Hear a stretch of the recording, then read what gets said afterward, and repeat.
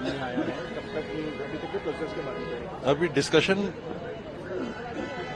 Primary stage पे, consultation लगभग complete, जिनसे कंसल्ट करना था सीनियर लीडर से, वो कंसल्टेशन लगभग कंप्लीट हो गया है।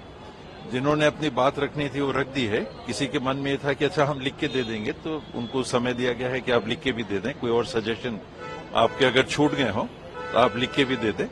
अब कल जो फाइनलाइजेशन एक होगा, वो सारी बातों को ध्यान में रखते हुए, रीजन विनेबिलिटी क्राइटेरिया नंबर 1 हमेशा विनेबिलिटी होना ही चाहिए।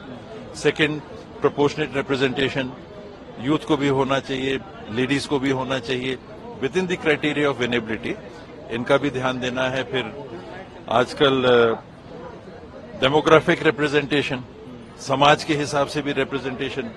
अब 100 अगर उपजातियां हैं तो टिकट तो 90 ही है, तो सबको भी नहीं हो सकता। फिर भी जितना पॉसिबल है विनेबिलिटी को ध्यान में रखते हुए वो प्रयास किया जाएगा। ये सर, जिस तरीके से अलायंस के ऊपर काफी बात चल रही है, आम आदमी पार्टी के साथ बात करने के पहले राहुल गांधी जी ने बोला, फिर बोला कि इसके ऊपर देखा जा रहा है। क्या अभी तक इसके ऊपर कंक्रीट एक्शन हुआ है? क्या हम मान के चले कि अलायंस होगा, नहीं होगा? क्या अलायंस नेशनल इश्यूज को लेके अलायंस बना था। जो चैलेंजेस राष्ट्रीय स्तर पे हमारे सामने थे, संविधान से लेके, अनएम्प्लॉयमेंट से लेके, महंगाई से लेके, डिफेंस से लेके, अग्निवीर, ये नेशनल इश्यू से जिसको हम सब ने जरूरी समझा कि एक प्लेटफॉर्म पे आके हमको लड़ना चाहिए। नहीं तो जिसको 35% वोट मिलते हैं वो सरकार छाती पीट के चला रहा है। 56 इंच का सीना उनका है जिनको 35% वोट मिलते हैं, और 65% है उसकी कोई सुनवाई नहीं, उसकी कोई आवाज नहीं रह जा रही है पार्लियामेंट में। आप बहुमत के नाम पे कुछ भी लेजिस्लेशन पास कर दे रहे हैं अपने मन मुताबिक।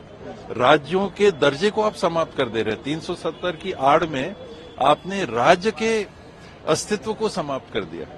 ऐसी चुनौतियां संवैधानिक जब देश के सामने हैं तो साथ आने की जरूरत है उन 65% आबादी के लोगों को जो सत्ता में बैठे हैं, उनके साथ नहीं।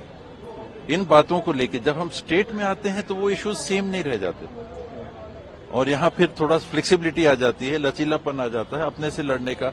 आम आदमी पार्टी के साथ हम लोग नेशनल चुनाव भी लड़े, लेकिन पंजाब में अलग लड़े, आपस में भी हम लोग लड़े, एक फ्रेंडली वातावरण में, आपस में तालमेल भी नहीं टूट रहा है, हम चुनाव भी लड़ रहे हैं। ऐसा भी आपने नेशनल लेवल पे देखा, तो उसी को नीचे तक भी देखिए।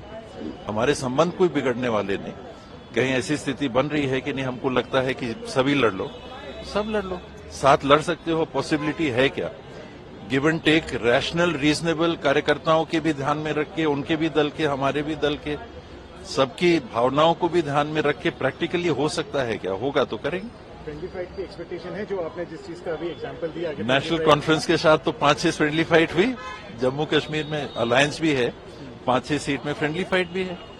मैं तो एक्सप्लेन करने की कोशिश कर रहा था आपके सवाल को कि संबंध हमारे टूटे कहां अगर हम पंजाब में लड़े तो।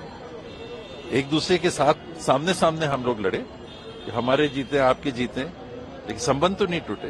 गणेश फोगाट के ऊपर भी ये सर कुछ इस मीटिंग में, अभी तक तो मीटिंग में बात नहीं है। आखिरी प्रश्न मेरा रहेगा, जिस तरीके से नायब सिंह सैनी कह रहे हैं कि तीसरा टर्म भी उनको लग रहा है कि अब बीजेपी को मिलेगा हरियाणा में तो देखिए, मैं कहना नहीं चाहिए, लेकिन मेरे को जो फीडबैक आ रहा है, मैं तो छत्तीसगढ़ का हूं, लेकिन छत्तीसगढ़ तक जो आवाज आ रही है कि इस बार तो कांग्रेस की सरकार आएगी। श्रेष्ठ भारत पर खबरों से जुड़े रहने के लिए चैनल को सब्सक्राइब और लाइक करें, बेल आइकन दबाएं और देखते रहें श्रेष्ठ भारत।